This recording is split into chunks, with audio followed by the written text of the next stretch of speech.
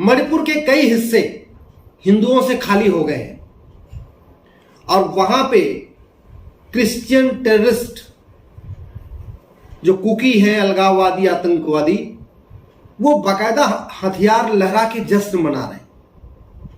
एक बार उनके हथियारों को आप देखिए, जो उनकी राइफलें हैं सारी अवैध है और एक एक राइफल उनकी 4-4, 5-5 लाख रुपए की है। सवाल यह है कि भारत के अंदर इतना अवैध हथियार कहां से आ गया और भारत के अंदर इतना महंगा हथियार कहां से आ गया। मैं बार बार कहता हूं, जो काला धन होता है ना, ये काले काम के उपयोग में आता है। जब तक काला धन खत्म नहीं होगा, विदेशी चंदा खत्म नहीं होगा, हवाला खत्म नहीं होगा, अलगाववाद खत्म नहीं होगा। एक बात और, ये अलगाववाद हमारी राष्ट्रीय सुरक्षा के लिए खतरा है ना, और राष्ट्रीय सुरक्षा के लिए कानून है, उसको बोलते हैं नेशनल सिक्योरिटी एक्ट, एनएसए।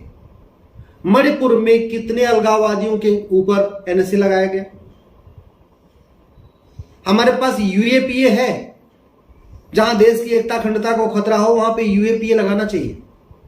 ये जो मणिपुर में कुकी कर रहे, जो ये क्रिश्चियन ऑर्गेनाइजेशन है, जितने भी जो रेडिकल क्रिश्चियन ऑर्गेनाइजेशंस हैं, ये तो देश की एकता अखंडता के लिए खतरा पैदा कर रहे। इसमें कितने के खिलाफ यूएपीए लगाया गया? जो कुछ मणिपुर में हो रहा है अलगाववादियों के द्वारा, सीधा सीधा देशद्रोह है वो। कितने अलगाववादियों के खिलाफ आईपीसी की सेक्शन 124A लगाया गया?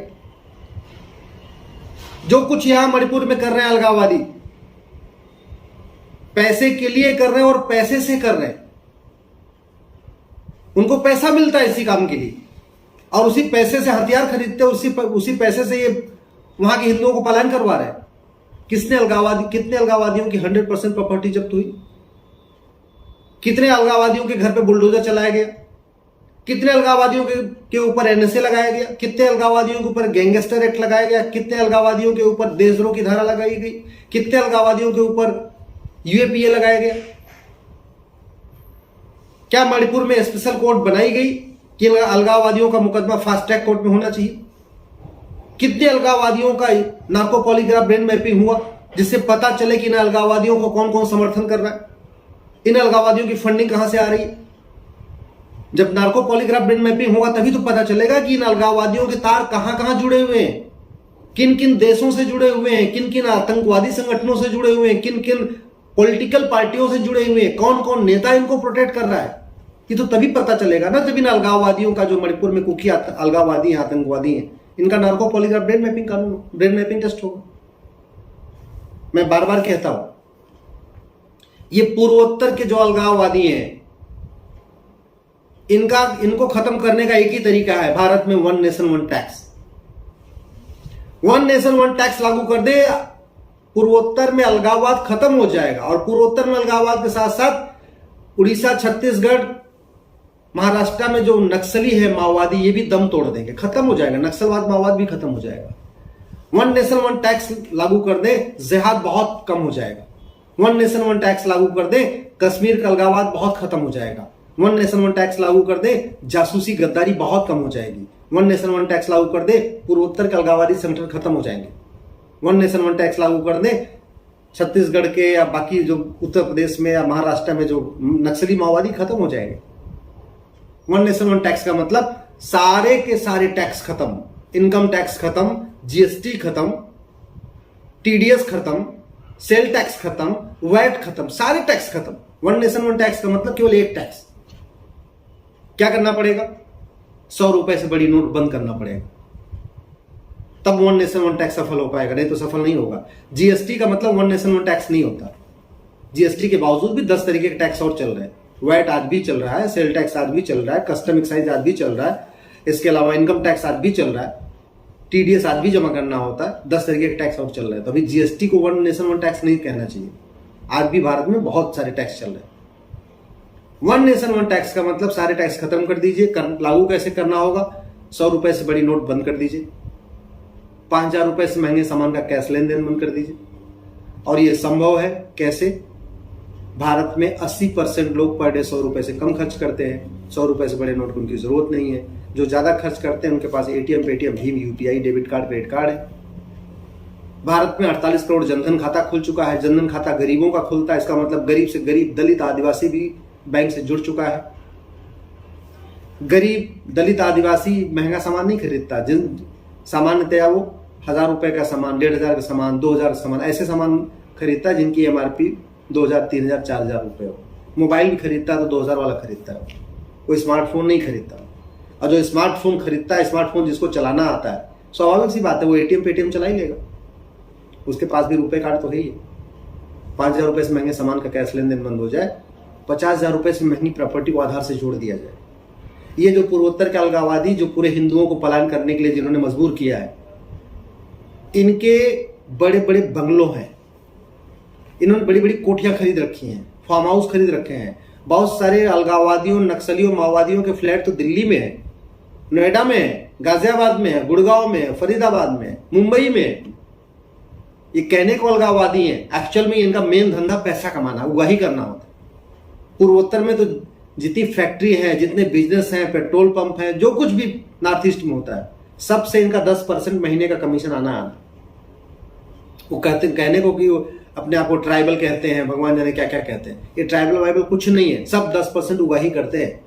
आप किसी भी पूर्वोत्तर में जो धंधा व्यापार करने वाले आदमी उनसे पूछ लीजिए, चाहे वो पेट्रोल पंप खोले हों, स्कूल खोले हों, कोचिंग खोले हों, कॉलेज खोले हों, इंजीनियरिंग कॉलेज हो, मेडिकल कॉलेज हो, कुछ भी हो, चाहे वो सड़क का टेंडर लेने वाले हों, कुछ भी करते हैं। नॉर्थ ईस्ट में जो कुछ होता है 10% अलगाववादियों को ही जाता है।